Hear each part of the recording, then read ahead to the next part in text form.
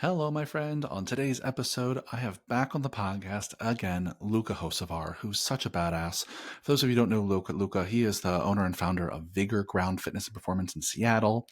He also has a gym in Slovenia, where he's from. And he's always a podcast favorite, full of wisdom and passion for this industry. And in it, we talk about how challenging it can be to develop yourself as a coach, how challenging it can be to develop other coaches in your business if you're a leader. And Luca shares 5 of his 20 rules for becoming a great coach to help you level up and your fellow coaches level up on your team.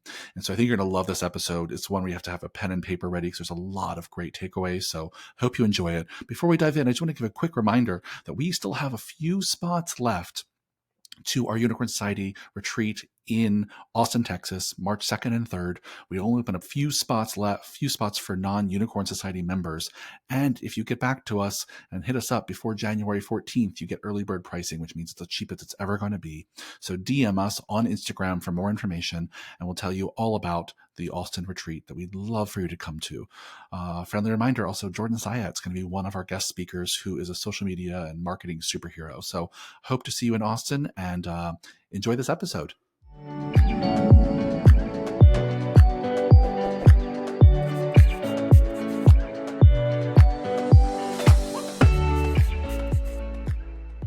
Hello, fitness business nerds. What's up? Welcome to another episode of the Business for Unicorns podcast. And today I am so stoked. Back on the podcast again is Luca Hocevar. Welcome back, my friend.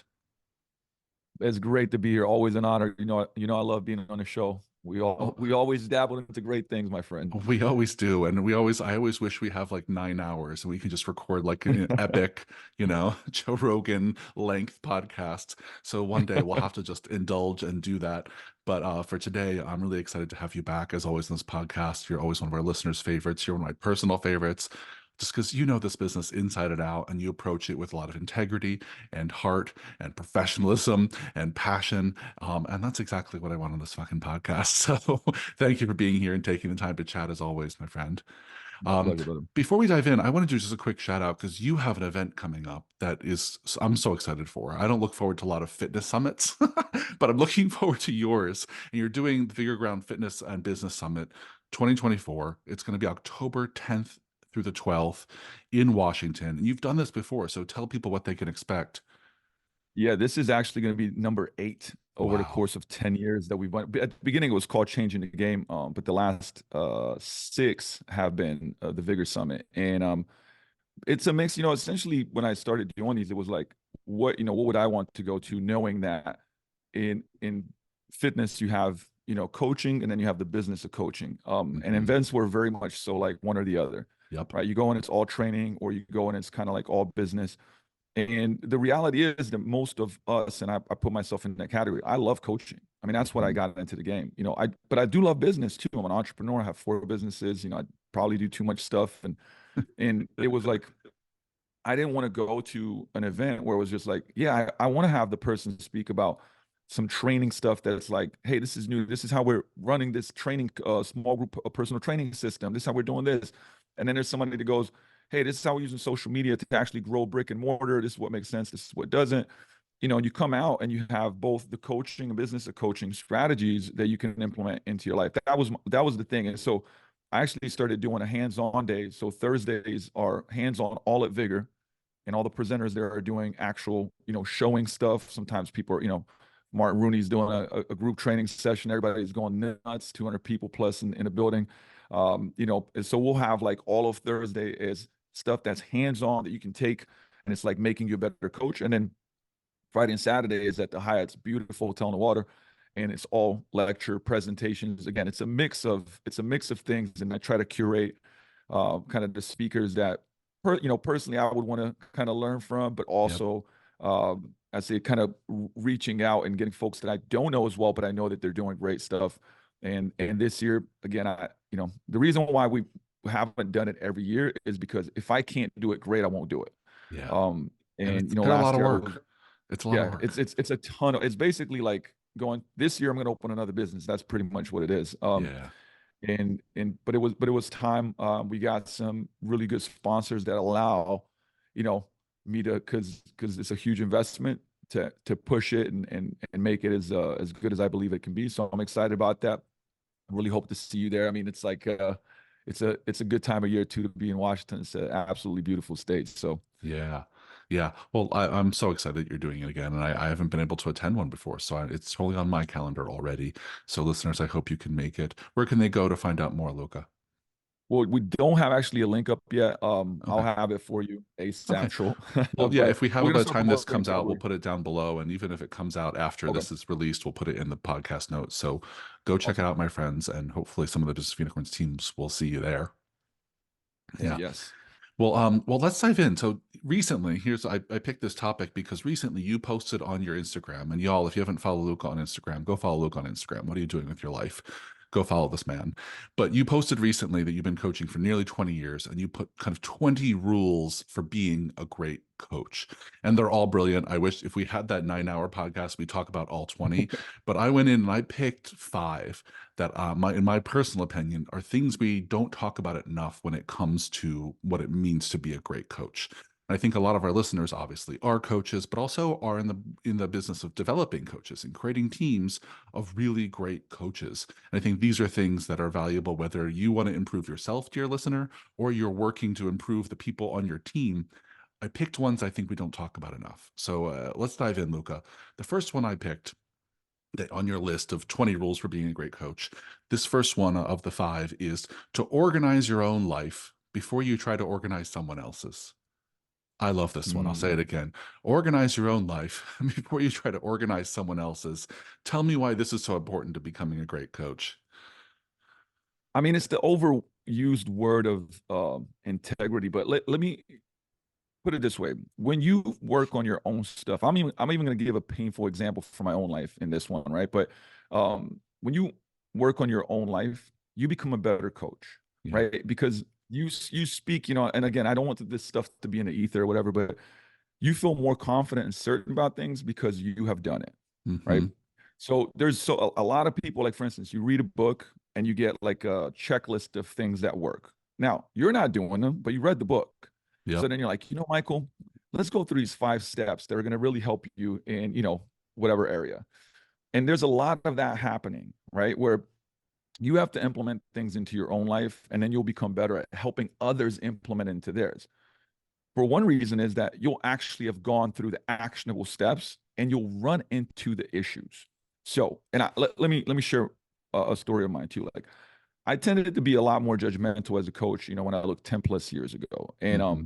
and it was very much so like one of these I can't understand why you can't get your fitness and nutrition in check. Don't you want to be, you tell me that you really want to be fit and healthy, that right? So there's a judgment there. And then in my own life, I went through, I was doing dumb things. I went through a divorce, was not living in integrity. And one of the hardest times of my life, I ended up getting help. I ended up getting therapy. I joined a program called Wake Up Warrior that helped me out a lot. And a very, very hard time in my life. What I realized through that time was like, wow, like in the area of fitness and nutrition, yeah, I got it dialed in. But in other areas, I don't. Hmm. And it's like, why was I doing the things that I was doing? And it was so hard for me, but it Yeah. made me be a lot more empathetic and go, hey, to me that was literally that principle. It's like I wasn't organizing stuff in certain areas of my life, but I was judging. And Yep. so for coaches, it's like the thing that it's a trigger for you, right? It pops up for you. And it might be, for instance, in business, you're a good coach, but you stay away from sales and marketing. Systems overwhelm you. You're just trips you out, so you don't touch it. But then you're judging a client that's avoiding something challenging for them, right? That's what that means. And by the way, this is a forever rule, right? Because it's Yep. in our lives, we're always running into things that are challenges for us, and we're not organizing those things in our life, but we're trying to tell others to organize them. And I say, that advice is a form of sedation, Sure. right? Because many times, you're avoiding your own stuff, so you go around and tell everybody what they should be doing.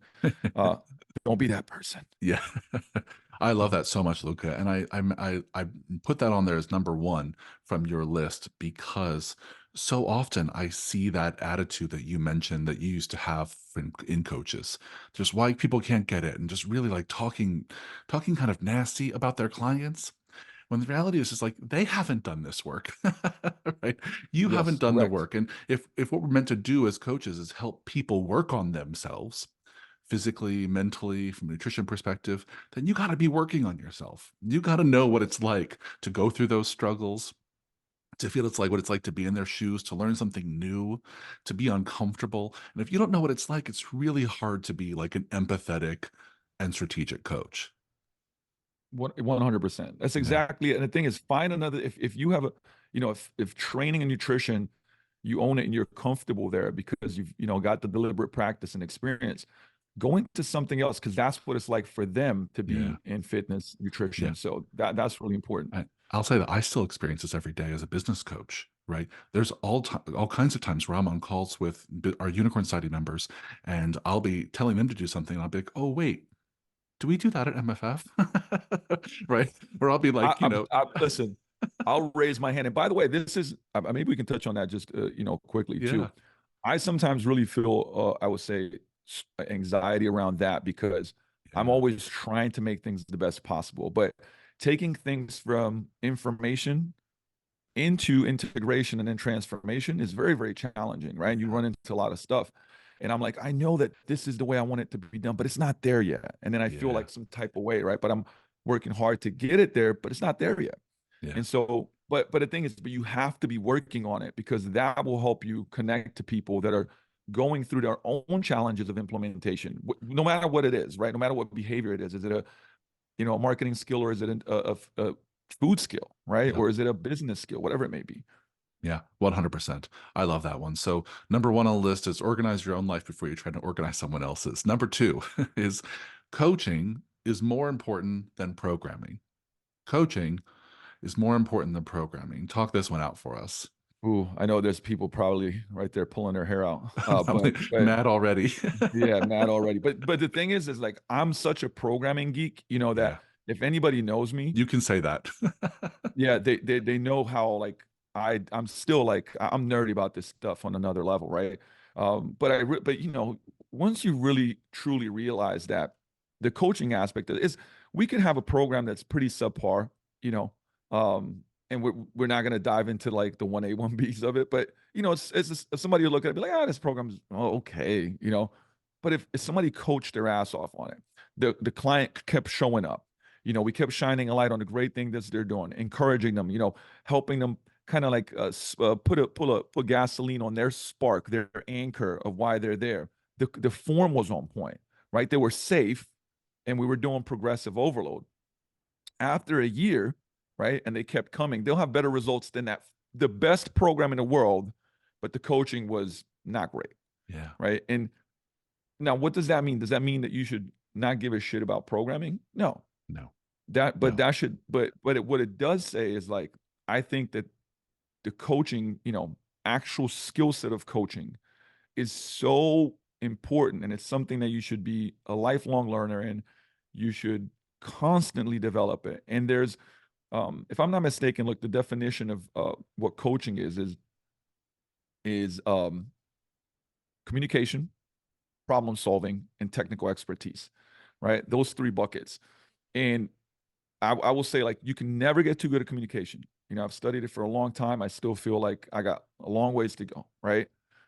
I think problem solving is, kind of concepts of thinking, but then you have to actually solve problems in the Mhm. real world as much as possible to become good Yeah. at that. You gotta And be a then the technical scientist expertise, actually running experiments. absolutely. Yeah. Yes, yes, exactly that. You got to run experiments and have hypotheses and like figure it out through doing. And then you have the technical expertise, which is your, hey, like external, internal coaching cues, understanding anatomy, biomechanics, kinesiology. Yes, you got to have that. But look, there's three buckets. I see a lot of coaches focusing on one and really, not putting enough value, time, energy, focus, and or money, right, to educate themselves Mhm. on the other two. And those, and if you get those three right, you could take a okay program and get excellent results. Where you could have excellent program, and without the coaching, you're not going to get excellent results, period. Yeah. Listen, look at that. It's so well said, and I'm so glad this was on your list. Let me tell you why I picked it. I picked it kind of for personal reasons to some extent because this really resonates with me personally. A bunch of years ago, I was kind of maybe in the worst shape of my life. I was living in San Francisco, and I was looking for a trainer. And I found this trainer at it was I was at a Crunch or something. I don't remember what it was, some big box gym. And I needed a trainer because I just knew I needed some accountability. And they introduced me to a bunch of trainers. And the one I resonated with was someone who was maybe in her first few months of training. But I remember her name was Mm. Jessica. Hi, Jessica. I don't think you listened to this, and Jessica had just gone through a process where she herself had lost 300 pounds, but Holy she was smokes. maybe like 3 or 4 months into being a trainer, but she had That's been amazing. through some shit with herself and Yeah. her extras. And at the time, I still am the kind of classic Gen Pop kind of client. I'm not a trainer. I'm classic. I don't like exercise. I don't like working out. It's not fun for me. So I picked Jessica, and she was probably not creating great programs. But what she did is she got me to do exactly what you said. She showed up. She knew how important motivation was. She knew how important it was for me to just to like show up and move. She knew how important it was to highlight the things I was doing well. She cheerleaded the shit out of me. She made sure that I was doing things that like I enjoyed a little bit, right? But in hindsight, I know she was having me do some real basic shit. But her coaching is the thing that won me over, got me back into shape. And she was maybe 3 or 4 months into her experience as a coach, and it was because of her life experience that I really kind of resonated with her, and she got me to where I needed to be. That's awesome. And that's such a great share because, you'll see the arguments, for example, and I want to counter this. People that have been studying things like exercise science and kinesiology and are like, I've put in so much time here. And then we'll get upset. Like if a coach that's like 3 to 4 months, like, why do they have a full roster? Yep. Wow, like I'm not getting people, but they are. And it's like, and then it's like that judgment and anger, like that's bullshit. I should have that. Yeah. Versus going like, hey, like, what are they doing Yes. to have those clients, because maybe that's the magic that you got to add to, to kind of to your recipe. And that person, hopefully would go like, man, I don't feel like confident enough in the programming and this, that, the other, and, Yeah. and search that out. But it's Step not it either up. or, it's and, Yeah. Yeah. it really, really is. And that is why certain industries that come into fitness do better, whether it's that, I'm such a fan. I know you are too of I would say the restaurant industry, Danny Meyer, Yeah. Will Guerrara, one of my favorite books in the last 2 years that I've read was Unreasonable Unreasonable Hospitality. It's, hospitality. it's Yeah. phenomenal, and Yeah. and I literally, would go to coaches and say, listen, read these two books and then take what they're saying and give yourself an example what that would look like in fitness in the training industry. And I'm like, and just do it. Hmm. And it'll change your business, right? Especially if you're a solopreneur, if you're a small gym owner, if you're a personal trainer trying to build your kind of book of business. I'm serious. Like if you read that and went, this example, like what if I did this for a client and you just started doing that, it'll blow people's minds from the experience standpoint, and you'll have a full roster. And yeah, continue to get better on the technical expertise side of things, absolutely. But that's going to be a game changer. And that's why those folks do well in the fitness industry. Yeah. Well said, my friend. I think that's great. So number two on the list was coaching is more important than programming. Programming matters, but coaching is what keeps people coming back for more. This actually dovetails into number three. So number three on my list here, what you touched on a little bit already, but we can dive in a little more, is communication is a superpower. Practice it more. And I want to just underline and bold that second point that communication is a superpower. We already talked a little bit about that. But the important part is you don't get better at communication by reading books about it. You got to practice it more. So can you just talk more about that kind of like how do you think coaches should be getting in and getting in the reps when it comes to improving their communication? So I feel like that you have to have some type of framework to practice. Sure. Now Yep. the framework you can get, by the way, like I'm so infatuated with communication because like no matter how good at it I get, I'm like, suck. Like I want to be, the most elite, world class, whatever, right? But Yeah. I mean, I did like. But by the way, shout out to you guys, the coaching conversations Hmm. workshop that you Yeah. did. I took that. I mean, I was sitting there all of I think it was Saturday, Sunday, Yep. tuning Took in, two getting whole better. days getting in the Hell reps. yeah. and it was excellent. And by the way, that would be an example. I'll take a two or three different examples of like, Well, also I clarify, Luca. I mean, when I yeah, said you're not going to get better at by books, books are important first step in some cases. You need a correct. framework, you But need a model, but that in and of itself, the knowledge isn't going to help the performance. no, Yeah, absolutely. So you're yeah, 100% correct. So finding out a way. And by the way, you can go through them. I wanted to give that example just to give a shout out to you guys because you did a great job. yeah, But it was like there was things in there that then I was like, oh, okay, seek to understand. Okay, asking questions. Right? It's like yep, empathize with them. Okay, so now let me go and practice that with the next client I see. Right? So, hey, I got a couple of questions for you. You mentioned that you're struggling with this, that, the other. Could you tell me a little bit more about that? Then they tell you, and it's like, oh, and then you repeat what they said. I completely understand where you're coming from, right? Like yep, now I'm practicing the model that I learned. It could be something that like me and you are having a conversation, and there's something that you're doing that is impressing me from how you communicate. Like, hey, Michael, what do you do? When you're communicating, you do this thing. Can you tell me a little bit more about it? And you're yeah, like, oh, well, I'm doing this because I learned it here, right? Or I wait for 3 to 5 seconds after you stop talking to give space instead of because I had to do that. I had to practice that because I always yep, jump in other people's words, and I would like consciously go, "Okay, Michael, stop speaking. I'm hearing him. One, two, right?" And it was like, "Wow, that's awesome, right?" That's practice. So you take a model, a strategy, a tactic, right? I mean, ideally, you have some principles that you build everything on, just hmm, kind of like in coaching, right? Like in training, and then you have to go practice the skills. And I would have these 4x6 cards, and I would come in and I wouldn't write out all these things that I learned because it's too much, but it might be, hey, today I'm going to ask these 3 questions to people, these powerful questions, but I'm going to ask 10 people throughout the day, hmm, right? And I'd ask the question, and my feedback would be that they would be like, "Oh, it's a great question," and then they would open up and say yes, something, and be like, "Wow, like I never had anybody ask me that question." We have a good conversation, so that would be my feedback to continue to do that because I'm getting good results and good feedback from asking the right questions or pausing, or again giving them like the understanding, right? It's like, oh, I completely understand where you're coming from. Or hmm, motivational interviewing is another great resource. So yep, whether it's a book, it's a course, it's a person that you feel like they communicate very well, learn the thing. But then it's just like basketball. I'm going to go on the court. I'm going to put up shots, right? I'm going to put up really good shots. I'm going to try to make it. You go into the gym or you go to the coffee shop and you see somebody and you just practice it. And ideally, I think it's a really good thing to track. I did hmm, this for 2 years where I would just like go today, I talked to 8 people using this concept, right? And at the end of the week, I'd be like, man, I had 50, 60, 70 reps of the thing I wanted to practice. And after a while, I was just doing it. Like yep, it started being automatic. It started being part of, what I do. And just like you look at a sport, and I go back to the sports skills all the time because sure, basketball is my kind of life for a long time.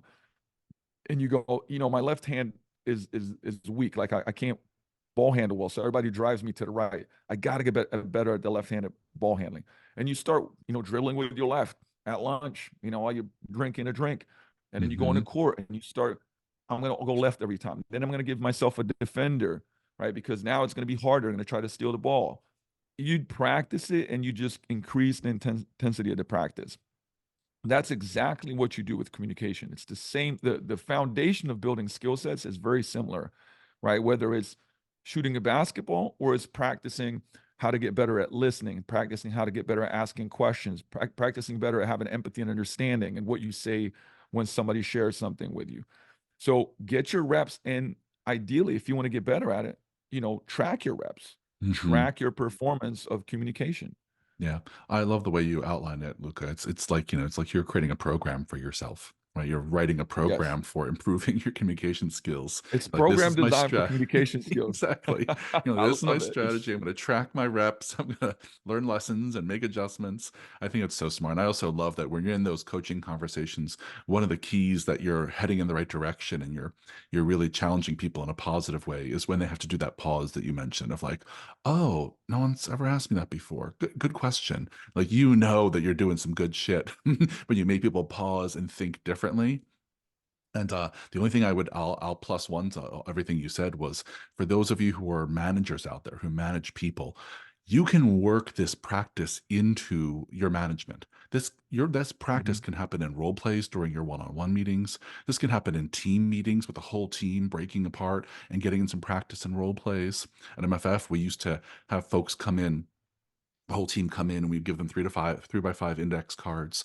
We would ask them to write down, like, what's a conversation you had this week that was really challenging, or what's a question you Mhm. got from a client that was really challenging. And then we'd have them pass out those cards and role play those actual conversations to get better and better at communications. So, dear managers out there, structure this into the way you do business.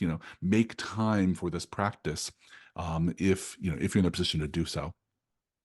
That's such a great insight because I think too, in fitness we tend to gravitate toward you have an in staff and it's Hmm. like let's talk about training, absolutely sure, how can Yeah. we coach better on the But floor cues, this, that, the other, but yeah. why not this very important skill set? Like if you're not spending any time on it, you probably should. And for anybody that's a training geek, like try to PR on your communication, ring Yeah, the PR bell because you had exactly. the best communication week. Exactly. I mean, to your point that you've made so many times just in this conversation, it's like you need both. We're not going to never talk about the Yes. programming, the technical stuff, but we also have to also talk about the people skills. I love that. All right, well, here we go. We're doing great. That was number 3 on the list. We got 2 more. Number 4 on my list is this is rules for being a great coach is to be structured and creative, to be both structured in your coaching and creative. What makes that combination of structure and discipline and creativity so important to being a great coach?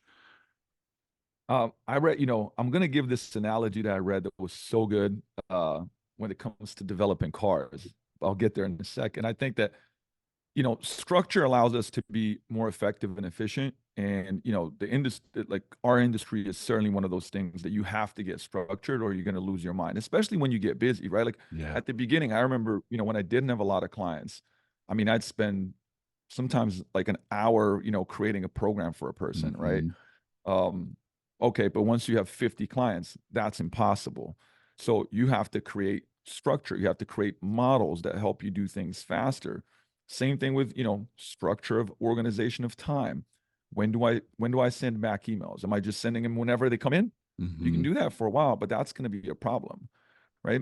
So you need the structure in every single aspect of your coaching and your business because it will create put it this way, your energy will be better. You'll have better energy for clients. You won't lose your mind, right? Because you have to conserve, or should I say, manage your energy Yep. and be effective and efficient, especially as things grow.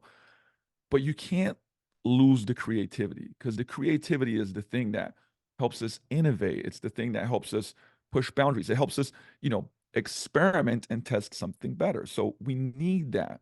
And I've always felt that, it's good to have time, even though it seems like weird, time blocked out for those. Have time Hmm. blocked out to be creative, right?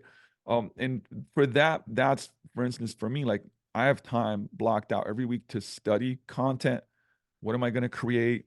I have ideas. I'm just kind of like, sometimes I'm going through the internet and looking at articles, videos. I have my notes from the week of coaching people, like, hey, people struggle with this exercise. Like, how could I do a video that's 3 coaching skills, but make it entertaining and educational? Right. So I give myself space for that.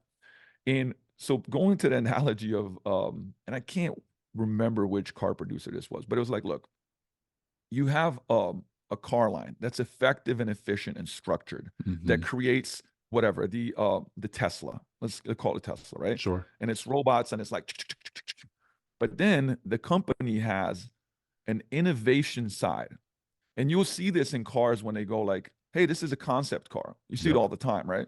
Yep. It doesn't mean that they'll create that car, but it's a department that pushes the boundaries, right? They're like, hey, listen, here's this much money, here's this much resources and time. Go create some crazy shit, flying car with Yep. whatever, right? And they Putting us towards the create it. future. Yeah. Exactly. It's like let's push it. And by the way, there's no wrong. It's just like be as creative as you can with what you got here. And then that concept comes out, and then certain things in that concept are like, ooh, you know what? Hmm. We could start implementing that in this car that we already have, but we're going to Yep. add one or two things, right? And then they bring one or two things, and then they improve what they're already making, but that's still a construction car that goes with the robots and is effective and efficient. Like, and that analogy for me was really, really good because it was like, I'm going to spend time, energy, and some money and block out this time to be creative, Yeah. right? And read books. And, I'm a big doodler. So, like, I come in and like whiteboard and like draw shit, and, Hmm. and that's just like, let my mind be free. But the majority of the time, I want to be structured so I can deliver a great product and have a standard Yep. that everybody's like, wow, this is really, really good. Right. And then we kind of iterate again. Right. And maybe 97% of that concept card doesn't come into play, but 3% goes back into the main thing. And we just keep doing that, Yeah. for This forever. But this is such a critical lesson, Luca. It's a critical lesson for coaches to be great coaches for sure. And this is a really an entrepreneurial lesson, right? About as you scale, you need more and more structure and systems to be able to effectively get the impact you had by hustling in year one. yeah, And yeah. over time, you also can't let go of that squishy, creative, blue sky thinking. Like you really need that to keep moving forward and innovating. And I think you said it really well. I'll add a context here, which is I took a course a while ago from this place called the Neuro Leadership Institute in New York, and they do all this neurobiology stuff and leadership stuff, Mhm. which is like, my favorite. And one of the things that they said, which is entrepreneurs and leaders don't do enough of, they don't do enough daydreaming. They don't do enough, set aside enough time to let their minds wander. And all of their research of actually putting people in, CT scans and things shows that we are best at generating new ideas and creative ideas and innovative ideas when our minds are not thinking linearly. It's when our minds are allowed to wander and just, daydream, right? That's when we have our best ideas. That's when we have real breakthroughs in innovation. And I love the idea that you set aside actual time to prioritize that creative daydreaming thinking. Because if not, we won't do it naturally. As entrepreneurs, we're so stuck Correct. in what's the next problem I got to solve, and staying in that linear thinking. And that's not where ideas get generated. Our brains actually can't generate new thinking when we're in that linear mode. And so I love this one so much for that reason and more. And one last tactic on this point is this, that like, going back to the practice, right? The practice of being creative. So, oh man, I'm blanking on where I read this in the book, but 10 years ago, and Yeah. still in my Google Calendar, you'll see this. I don't do it as often anymore. I did it every day. So one of the first things in the morning pop up would say, create 10 ideas. Um, Hmm. I'm really blanking on it. I promise you, as I keep going, it's going to come to me That's where I okay. read this. But Yeah. and but it wasn't just ideas for me. It was ideas for myself and others. And Yeah. the thing is, some of them would just be like 8 out of 10 would be like stuff I probably will never do or never Yeah. did. Just ridiculous. But But you need those to stretch but I'm yourself in that direction. Yeah. yes, exactly. But it, Yeah. it would be like, I'd text Derek Crest and be like, hey man, that course that you did, I think you got to turn this into a certification. And I'd write this whole thing out. Yep. Jay, hey, I'd be texting people ideas, but every single day I do 10 ideas. Mm. And those basically, I was now practicing to have all these ideas, Yep. right? And over time, guess what happens? Like your brain becomes good at generating ideas because you've practiced it, Hmm. right? And it doesn't take a lot of time. Like I would, in 10 minutes, I'm knocking out 10 ideas. And it'd be stuff in like business, it'd be stuff in my life, it'd Yeah. be stuff in like, oh, man, I want to do this crazy charity event, call it E Squared, like elite effort, and I'd write that stuff out. And funny thing about it is that some of these ideas actually got wheels and became a reality. I'm sure. I'm But sure. I think, and people can add that practice 5 to 10 minutes a day. It's gonna add up, and it's honestly like you'll be blown away because at the end of 30 days you'll be like, geez, like Yeah. I'm in a shower and I'm getting way more ideas. I'm Yes, training and things are exactly. just popping out of my head, you know? Exactly. People wonder why they get all the best ideas in the shower or on the toilet or falling asleep. It's like, well, it's the only moment you gave yourself that day to let your brain do that. You need to give Yes. yourself permission. So I love that one. Awesome. So that was number four, which is be structured and creative.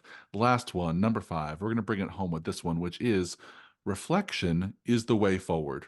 Reflection is the way forward. So, what makes reflection so important to being a great coach? I think it's the thing that people skip, right? Because we live in a go, go, go, go, go type of Hmm. society. So you have, I always feel like there's kind of like these four steps in growing. It's you learn, Yeah. you apply, you reflect, and then to me, it's like you course correct, right? Or you adjust, and then you repeat forever. Yeah, Like so. exactly. But when even and again myself too, like I don't want to ever be holier than thou, and I've ran into these same problems, and got people that pointed them out to me. But what I see, especially now, because the I would say generation coming up in the industry is more bombarded by everything that's really quick, right? Social media, everything is a glimpse. You know, things are so short, but to get understanding of things, guess what you got to do? You got to dive deeper, right? The 1 minute video is going to be very difficult to give you depth on a topic, right? But it's way, reading a long article or long book or taking a multi-day course or even, multi-month internship or whatever it may be, it's becoming less, popular per se. But so we don't have the time to reflect, right? But the reflection is where we win. The reflection is where we learn. Even our first point, the way that we learn that is like we reflect. Hey, wait, why have in the last 30 days I've lost three clients and nobody's wanted to Mhm. share with me, and why they left this these repetitive, you have to reflect on it. Hey, I've been adding these like I really love athleticism, and I just started adding a whole bunch of plyos and jumps and stuff, but man, we have two calf sprains this week. Hmm. Yep. Is that too much too fast? And like everybody was over 50, maybe I should, right? So that Yep. allows you to learn from the stuff that you're implementing. But again, like Alan Cosgrove actually taught me this when I did his mentorship, probably like 15 years ago now, 16 years ago, and was like, hey, after training sessions, at the end of the day, reflect on your training sessions. And I would have a journal and I'd write in. I'd go, hey, I really, we had huge success with, switching to trap bar deadlift from, and people were able to push and felt safer than the regular barbell deadlift off the floor. You know, Mhm. warm ups are going a little bit too long. Our sessions are running to like hour and 10 minutes. Like, where can I become more effective, but keep the meat and potatoes? And I'd have like notes and notes and notes of like reflecting on the day. Now the busier I got, it became harder to spend as much time, but I Of still course. did, Yeah, of course. and I still do. Small group, the small group personal training, I created a course and all that stuff, and I've been doing it for 14 years, and I still coach, and I love coaching it because at the end of the sessions, I'll go through like this checklist and be like, how did that go?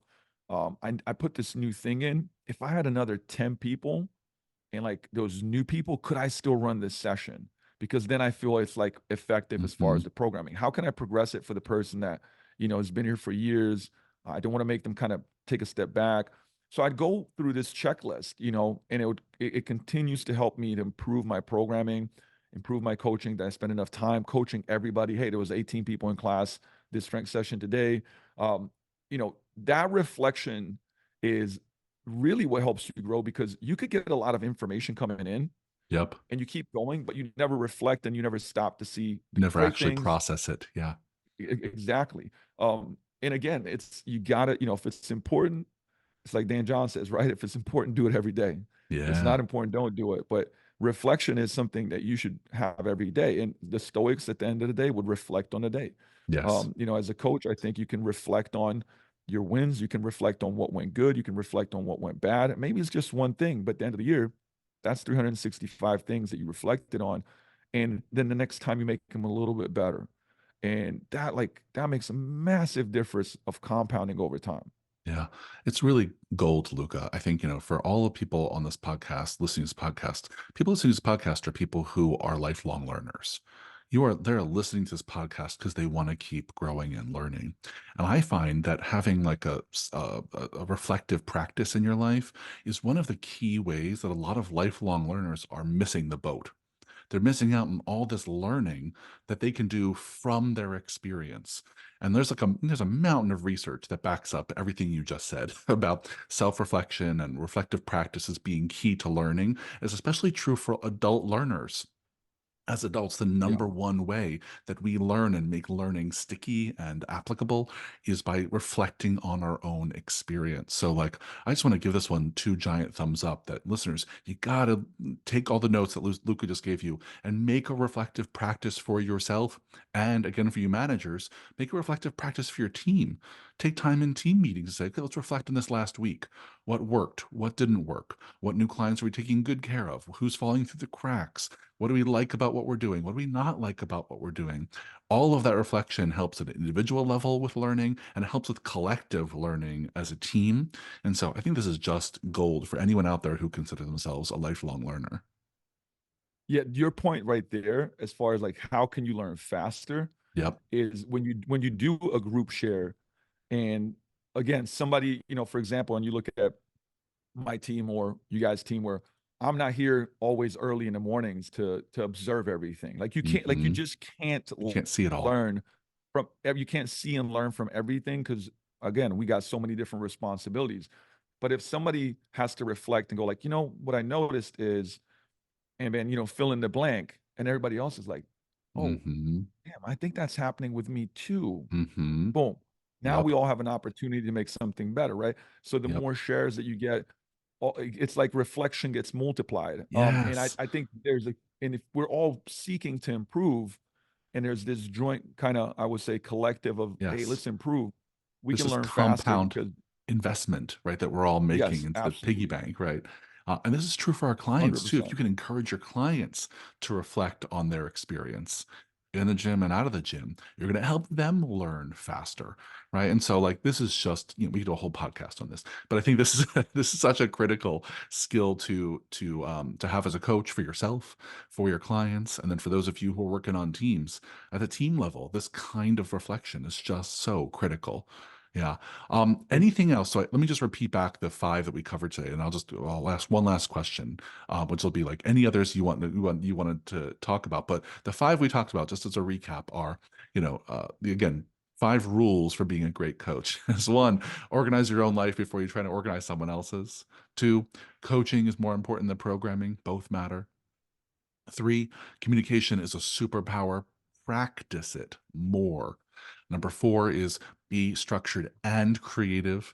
And number five here, maybe my favorite, is reflection is the way forward. It's a learning practice that's going to benefit you all. Anything you would add to those things that we didn't talk about yet, Luca?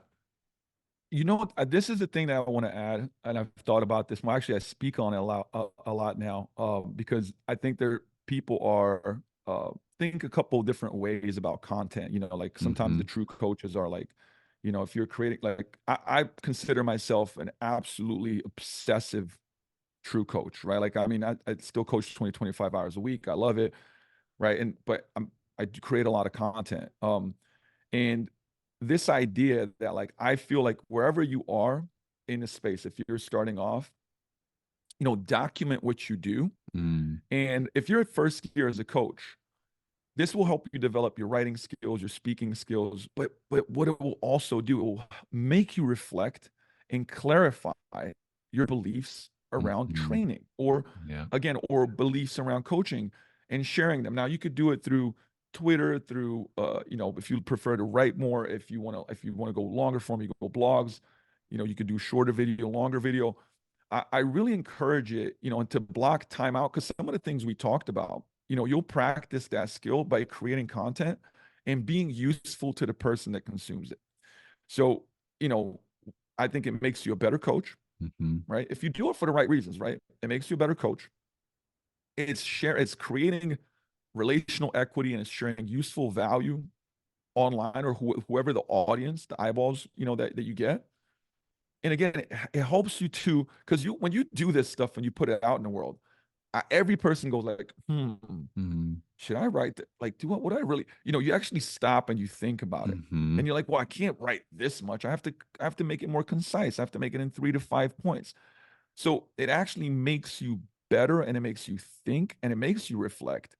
And again, it can also help you position yourself, because if I can, create content where people are like, I really like that guy's stuff. Oh, wow, he's in my local area. I can go train with him. But at the same time, not, I think I always said that there's coaches that put things on the internet, and then there's internet coaches, right? Like two different things. Yep. Um, Yeah. so I taking think the this. time, Yeah. Go ahead. just taking the time, and like, again, not making that your job, but having points of time throughout the week where, like, hey, this day I create this content, this day I write some stuff out. And the lesson that I shared earlier, when I said that Alan Cosgrove taught me about reflecting, I started the way that I started writing articles was taking those reflections and organizing them into content. And that Mhm. helped me become a better coach, become a better writer, helped me be seen more. And I think there's quite a bit of merit to that. Yeah, that's a great takeaway to end on, Luca. And I think it's really actionable, and I love that idea of using content as a way to reflect on what you stand for, what your principles are, what your approach is, the kind of reputation you want to build for yourself and your brand. I think the reflection and content creation go hand in hand. So, thank you for that, and thank you for today. This was such a great conversation. Again, I know we could. Again, listeners, there's 20 rules. We only went through 5 of them, so go follow Luca on Instagram, see what the other 15 are, and then we'll include a link down below to your Vigor Ground Fitness and Business Summit 2024, which is again October 10th through the 12th. I hope to be there. I hope to see you all there. And I just want to say one more time, Luca, thank you for the great conversation. Thank you for coming on this podcast, sharing your passion and your experience. It's always appreciated. Thank you, my brother. Appreciate it. Always a great time. Always a Yeah. great time. Have a great 2024. You too.